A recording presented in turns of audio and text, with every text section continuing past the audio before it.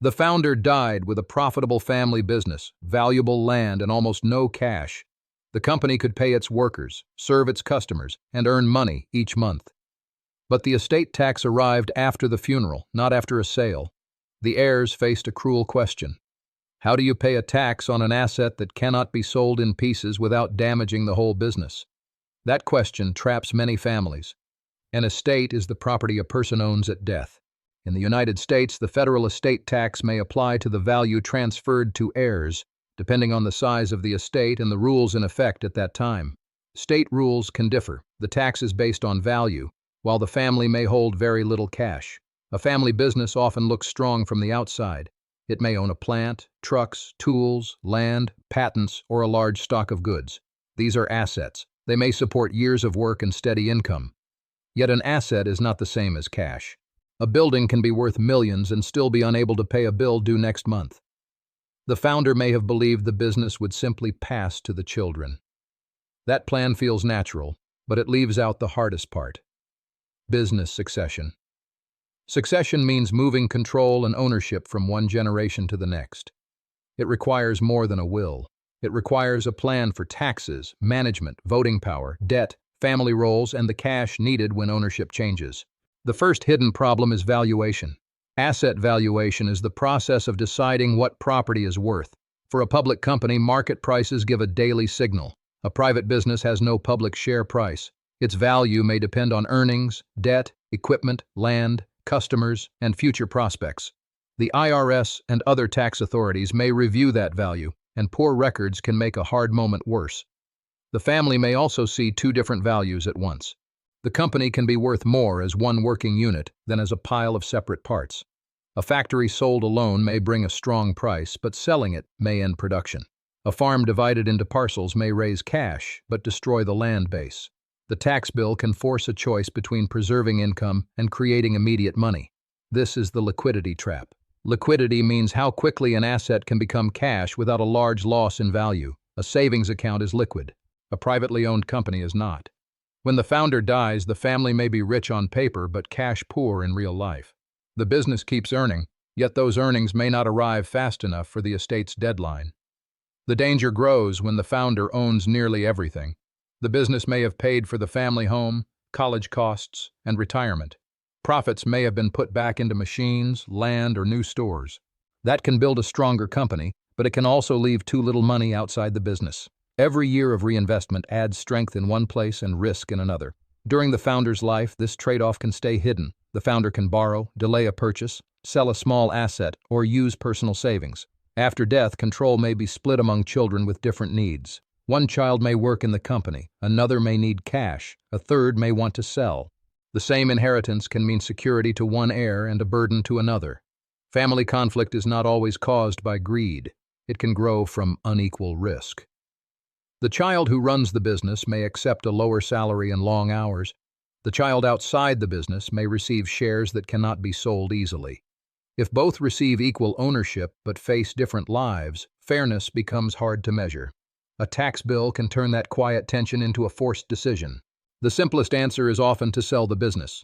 A buyer brings cash, and the estate pays the tax. But a sale can end jobs, change the company's values, and remove the family's future income. It may also happen under pressure. A rushed sale is not the same as a well-timed sale, especially when buyers know the heirs need money quickly. Selling part of the company can seem safer, yet a partial sale may bring new owners, new debt, or a loss of control. If the family borrows against the business, future profits must cover interest and principal. Higher debt can reduce money for workers, equipment, and growth. A tax problem has then become a business risk that lasts for years. This is why liquidity planning belongs beside investment planning. Liquidity planning asks where cash will come from when a large need arrives. The answer might include savings outside the company, a careful insurance plan, a credit line, a sale of non-core property, or a staged transfer. Each choice has costs, limits, and tax effects. None works well when left until the death certificate is filed. Life insurance is sometimes used for this purpose. A policy may provide cash to help an estate meet its obligations, but the result depends on ownership, beneficiaries, premiums, policy terms, and local law. A policy is not magic money. It can lapse, cost more than expected, or be too small for the need. Its role must fit the full family plan. Trusts can also shape control and transfer. A trust is a legal arrangement in which one party manages property for others under set rules. Some trusts may help hold shares, guide voting rights, or move ownership over time. The details matter greatly. Trust law, tax law, and estate rules vary by place, and a document that sounds simple may carry lasting limits. Phased ownership transfers can reduce the shock of one large handoff. A founder may transfer some ownership while alive, train the next leader, and watch how the business performs under new control. The family may use gifts, sales, or other legal tools, but every method has rules. Transfers must be valued, recorded, and reviewed as laws and business conditions change. The business itself must prepare for the founder's absence. Who signs contracts? Who knows the key customers? Who can borrow money? Who can hire workers? A succession plan answers those questions before a crisis. Without one, the family may own a valuable company but lack a clear leader. Uncertainty can hurt sales, staff trust, and the value used in the estate. A strong plan also separates ownership from work. The best manager may not be the oldest child. The best owner may not want to run the daily operation. Clear roles can protect both the company and the family. Independent advice may help with valuation, taxes, law, and management, though advice has fees and cannot remove every risk. There is another cost that numbers can hide. A founder may delay planning because discussing death feels like giving up control. Children may avoid the subject because they fear insulting a parent. Years pass, the business grows, the estate grows with it. What began as a wish to keep the company together can become the very reason the family must sell. Rules also change.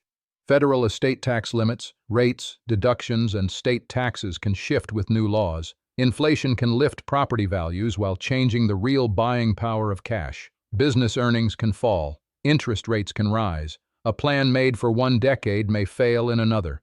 Good planning is not a single binder on a shelf. It is a habit of review. The larger lesson is not that every family business must use one tool. It is that value, control, income, and cash are different things. A profitable company can still face a cash crisis. A trust can still be poorly designed.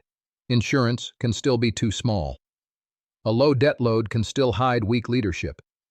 Wealth survives when the family tests the plan against hard events. Imagine the next generation opening the records years later.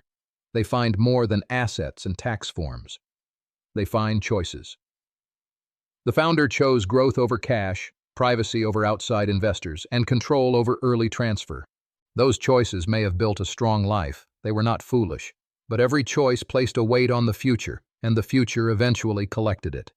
That is why the failure was not caused by one tax bill alone. The tax exposed a system with too much value locked inside one business and too little cash set aside for change. The family had built an engine, but not a fuel tank for the moment when ownership moved. The estate tax was the deadline. The deeper failure was the missing plan. For any family, the practical principle is simple but demanding.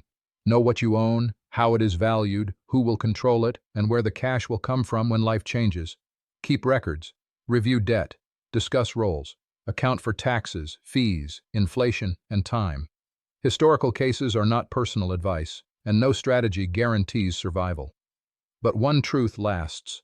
Wealth is not only what a family builds, it is what the next generation can actually keep.